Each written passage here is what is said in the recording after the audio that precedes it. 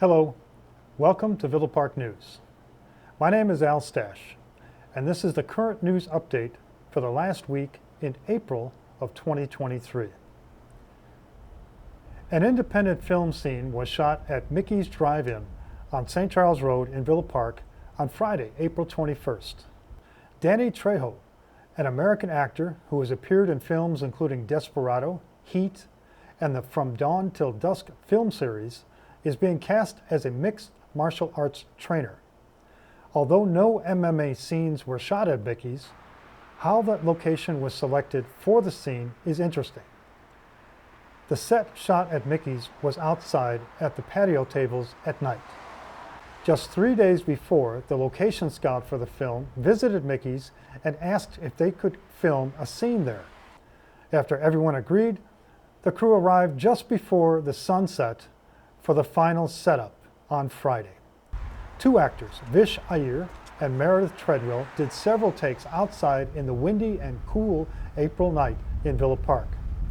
Earlier, other scenes were shot at Top Notch Fitness on Stone Avenue, also in Villa Park. I spoke to the director and co-writer Gustavo Martin to learn about the film. Well, the film is about a 45-year-old janitor who decides to try his hand at MMA because he used to do MMA a long time ago, and getting back into it kind of puts him in like in this mindset of like reparation. You know, it's a redemption story, and it's about somebody kind of pulling their life together. And the mixed martial arts is a metaphor for just kind of realigning yourself. I am very excited to see the film, not just for the scenes of Mickey's and Top Notch Fitness, but for the interesting and unique storyline. The MMA and UFC fight sport is very popular. Several fitness centers here in Villa Park cater to men and women striving for success in the sport. A popular restaurant and sports venue, Crazy Pour, on North Avenue in Villa Park, often features MMA bouts on their big screens. But this film goes beyond what we see in the rings and cages in those bouts. It explores the personal side of being an MMA fighter. The lead in the film, Jay, is played by Vish Iyer. Vish, to say the least, is multi-talented. He speaks 5 languages fluently, has several degrees, and is a yoga author, practitioner, and experienced in MMA fighting, which the story of the film is based on. Taylor Treadwell, who plays the part of Melissa, has many film and TV credits, including Big Little Lies on HBO, The Vampire Diaries, the film Night and Day, and Ray Donovan's series on Showtime. Taylor's experience and talents will add plenty to the film, with her professional yet sometimes edgy style. Taylor can play a scene straight and can also be unpredictable. Also in the film, Danny Trejo is cast as the MMA manager for Vish. Danny Trejo has a long list of credits in many films dating back to 1985, with more than 200 movies and TV appearances. Some of Trejo's notable movies are Machete, From Dusk Till Dawn, and Predators. Now put these 3 actors in a film with the talents of Gustavo Martin as a co-writer-director, and the recipes for success is real. We will be following the film progress, anticipating its release. The film is scheduled for completion in January of 2024. But back to reality in Villa Park. The Villa Park Police has been working on several incidents in and around the village. First, while on patrol, one of the police unit dash cameras caught this amazing photo of lightning striking Willowbrook High School during a thunderstorm. There was no damage to the school, no fire, no incidents, no injuries. Also, the police department welcomed a new member, this time not an officer, but a social worker. Mary Louise Lombreros is a social worker who will be assisting the Villa Park Police Department by providing resources, counseling, and case management services for individuals and families. Luz posted this clip to introduce herself to you and our village. Hello, I am Luz Lumbreras. I am the police social worker here at the Villa Park Police Department. I will be providing counseling, case management, and community support to those individuals and families in need. I will be working with the police side by side in any mental health services needed. I look forward to working with you and assisting you in your journey. Thank you.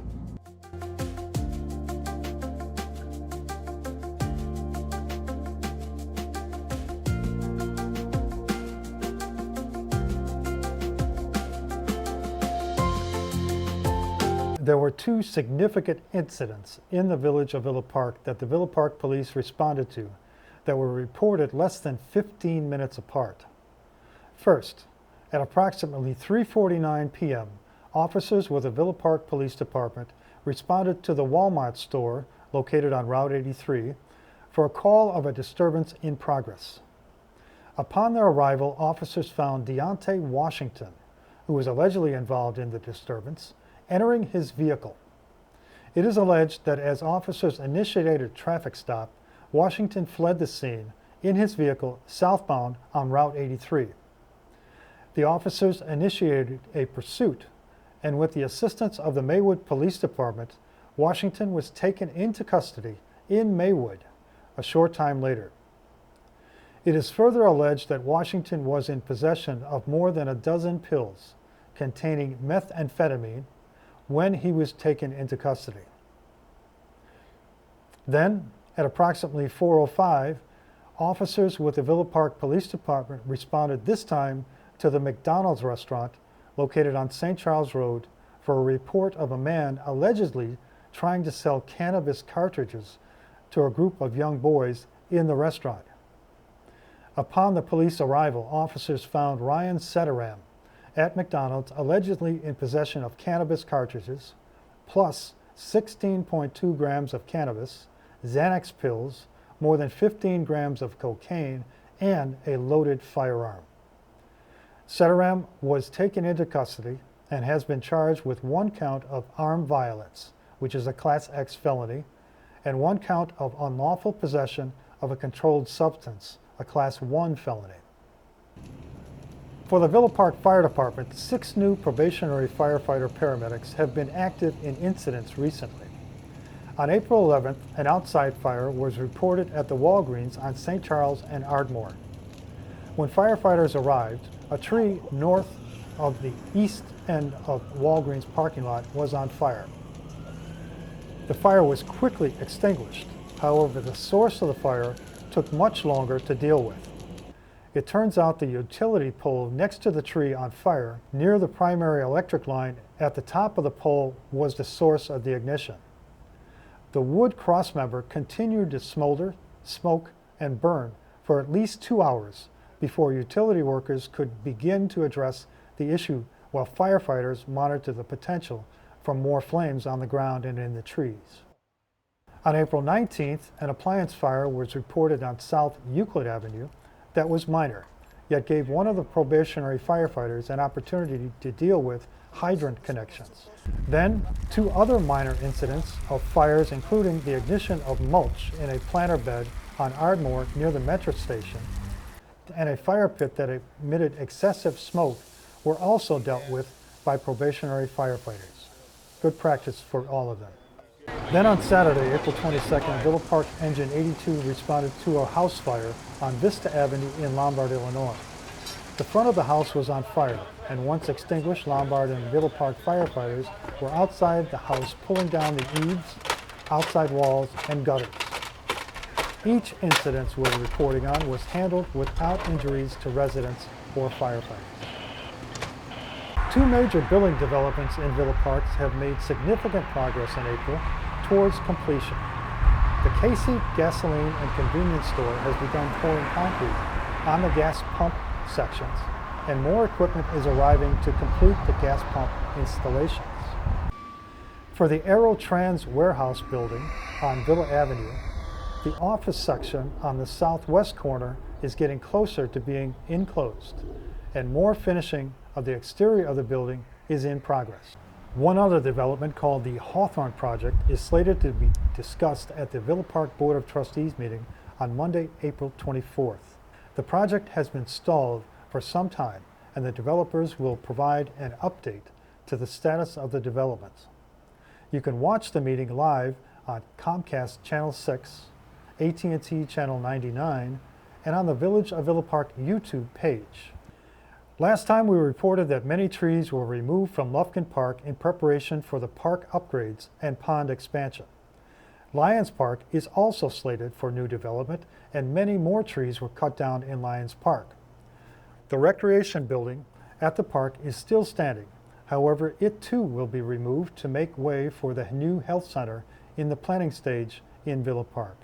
Now that spring is upon us, there are several activities and projects outside that we want to share with you. First, the Board of Trustees recently approved a proclamation to suspend enforcement of ordinances regarding lawn heights in Villa Park in the front lawns. The Mow May proclamation is designed to allow bees to take advantage of early blooms of dandelions and clovers in lawns.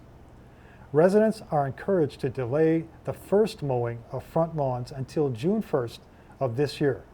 The intent of the proclamation is to allow bees to have access to sufficient flowers to aid in pollination of flowers, vegetables, plants, and trees.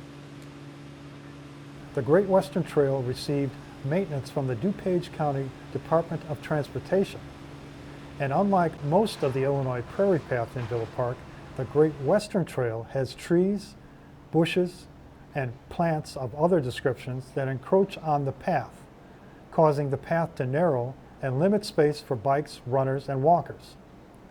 DuPage County workers cleared much of the growth on both sides of the path for its entire length in the Village of Villa Park and beyond, to expand the space for everybody to enjoy.